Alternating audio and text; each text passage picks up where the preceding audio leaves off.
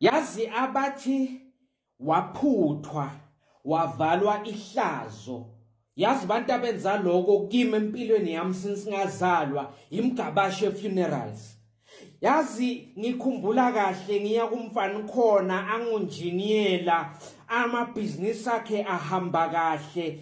Ngaya kuya hlele emotweni sisedondoni ngathi buti Mfan'khona ngisacela ungiboleke i-ID yakho ngiyok-eda kuma-member emgabashe funerals ngoba ngibhadala 150 and ama-member ami ayi-10 ngifuna 3 more kuze ngibe nama-member anele. Wathi ufake mina kum-insurance yakho ungangifaki mina kubomasingcwabisane bakho mina ngisebenzela isasoli ngingijiniyela ngineyimali zami futhi nginamabhizinisi la ngiyofa khona niyoba rich kabi. Ngathi Mfan'khona angifuni ukuthi kuku-eda ngoba wena unganamali noma ngikubukela phansi. Nethi ngifuna ukuthi ngingeze malunga azabe yi-13 ngoba lo 150 ngimbhadala per month usho ukuthi ma-member ami angaze abe yi-13. Wathi hayi ungangifaki hlala nemali yakho uyazibona unjani ungamane uyithengele impahla noma uthenga ukudla udle. Eshangihlaba lawo magama. Ngathi ngithi ngisafulathela wathi khona nje le 150 uyibhadala kuphi. Ngamchazela ngathi awungakhathazeki yona i-head office yemgabashe funerals ise-Witbank kodwa ngiyakhona ukuthi ngibhadale e-Shoprite e-Boxer e-Pick n Pay sebenzise le card abanginika lona ngekhathi ngijoyina. Wathi hayi angiwazi nokwazi lo insurance. Ngathi awuyazi njani imgabashe funerals idume kangaka.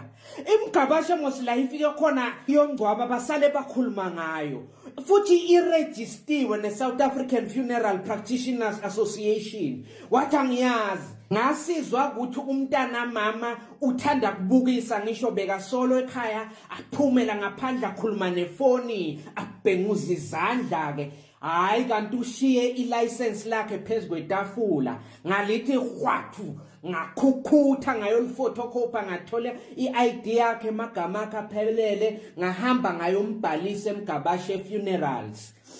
Yazi ngabhadala ngingencisi wavukelwa izinto wabathe uvala ngapha Mfan'khona athi ma-Hawks sinawe.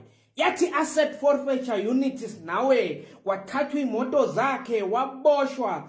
Sathi sithi saboshiwe ngiyamkhulumela kubantu bezindaba ukuthi akenzanga lutho nami phela ngithi ngeke aboshwe. Hayi walivuma icala wagwetshwa. Njengoba ke sesizwa ukuthi hayi kule nyanga ephelile udedelwe nge-medical parole ke. Yazi nganela kuzwa ukuthi umntana mama ugulela kufa.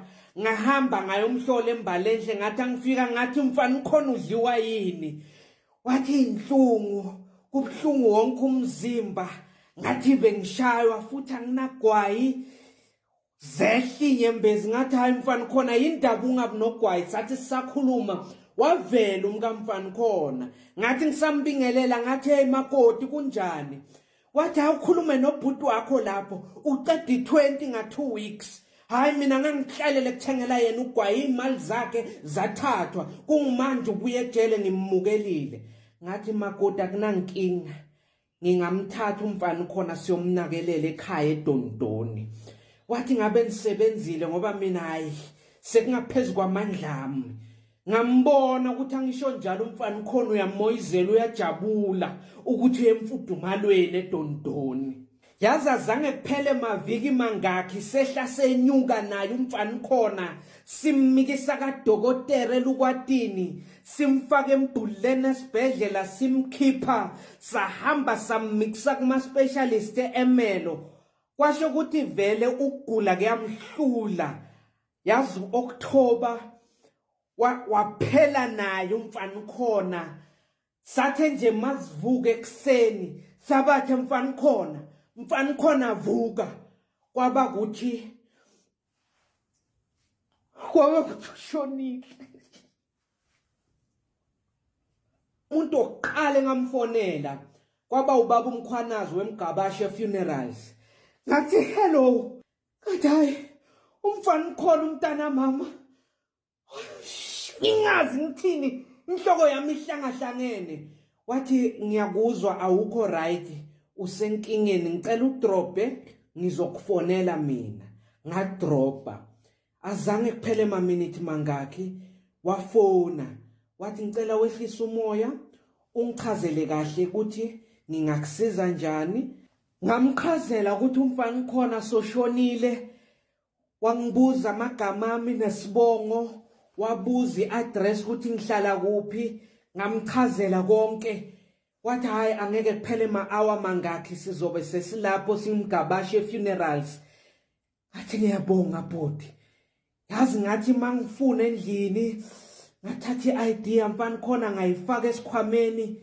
Azange kuphele hour mangaki vele ngabona iMercedes Benz iViano ime gate-ini ngemva kuthuka kubaleka umzimba. Ngamangala ukuthi imgabashe funerals, kodwa lena kwaba ukuthi vele ngiyabona ngale sticker emaceleni ukuthi ngiyo. Wangena ahamba nomunye ubhuti, bafike bamthatha sangena nathi emotweni, sekufike noSonto sahamba nale Viano iMercedes ithulile nje la ndleleni iyantshuma. Sathi masifika eWitbank ehead office basi introduce kubhuti Mazwi. Yazi ubhuti onomoya ophansi. Sangena eboardroom yemgabashe funeral, sahlala phansi, weza namaphepha ubhuti Mazwi, wasiza kugqwalisa, wasibuza ukuthi singathanda ukuthi ifuneral ya Mfan'khona ihambe njani. Ngamchazela ke ukuthi Mfan'khona bekungumuntu onjani, ngamchazela konke. Asolabhala phasi nje masikhuluma. Wathi ubhuti Mazwi zonke ifiso eninazo ngomngcwabo kabhuti wenu zizohamba ngomumo, ningakhathazeki. Sabuyela ke eDontoni. Qabanga masifike eDontoni safike sathola ubani ekhaya. Sithola uAuntie Julia somisa imibhede ku-main bedroom yasekhaya. Ushintshe room divide uyibhekise emthangaleni, ithombe zonke sezibhekiswe phansi.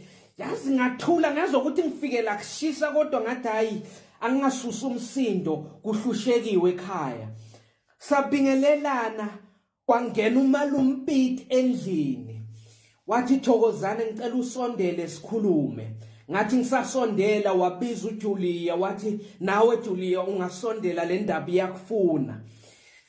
Ngathi mangifika ngakuye wathi Thokozane ngubhuti omdala walakhaya, angazi ukuthi bese uplaneni. Ngathi ngingakaphenduli wathi uJulia ayikho yenza njani. Ngicabanga nje ukuthi wonke umuntu akhiphe 3000 sizokhona ukuthi simgcwabe Mfan'khona, ngoba kuyaziwa phela ukuthi lakhaya kinani insurance uzongcwatshwa njani nje Mfan'khona uma ningasitsheli ukuthi nifuna imali. Ngathula, ngathi ngingakaphenduli washaqhubeka uJulia. Ngibona nje ukuthi kulama 3000 esawahlanganisa sizawuhamba siye kaMama Soko siyochasha ithende, sibone ukuthi hardboard yebhokisi siyithengaphi. Ngathula ngangakhuluma lutho ukuthi imgabashe funerals izosinika ibhokisi lakanokusho, izoletha ithende nezitulo eziyi50. Ngathula ngathi wonke umuntu waseDontoni akawuvala umlomo ngomngcwabo waMfan'khona. Asifike emathuneni kudecorate ithende lomndeni, linayo yonke into, linamanzi, yonke into ime ngomumo. Umfundisi azange abambeleleke. Yazi nami ngicinile nje ngingakhali, kodwa sathi masifike emathuneni kukhona intombazane eyenza ukuthi inyembezi ziphume. Aziyazi kathi kucula lengoma ethi hey leyo mfana selethe ibhokisi Mfan'khona. Sengicabanga kathi ukuthi ubhuti wami angeke ngiphinde ngibone. Zahle inyembezi. I'm sorry.